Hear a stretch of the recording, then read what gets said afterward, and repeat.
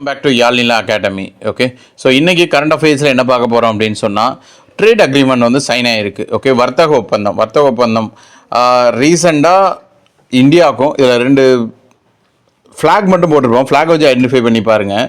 Okay, so first one வந்து இந்தியாவுக்கும் ஆஸ்திரேலியாவுக்கும். Okay, FTA free trade agreement, தடையில்லா வர்த்தக ஒப்பந்தம் 2022.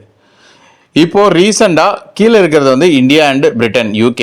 ஓகேவா, ஸோ ஜூலை 2025 சீட்டா அப்படிம்பாங்க, comprehensive economic and trade agreement. ஓகேவா, ஸோ இது ரீசெண்டாக இதுதான் சைன் ஆகிருக்கு. ஸோ அதனால் அது ரிலேட்டடாக இருக்கிற அந்த ஆஸ்திரேலியா கூட சைன் ஆன FTA 2022 அதையும் மென்ஷன் பண்ணியிருக்கோம்.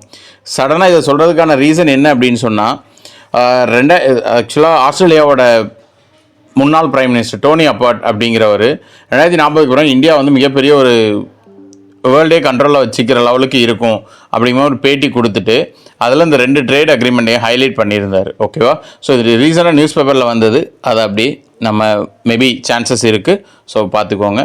FTA ஃப்ரீ ட்ரேட் அக்ரிமெண்ட், தடையில்லா வர்த்தக ஒப்பந்தம் இந்தியா அண்ட் ஆஸ்திரேலியாவுக்கு நடுவில்.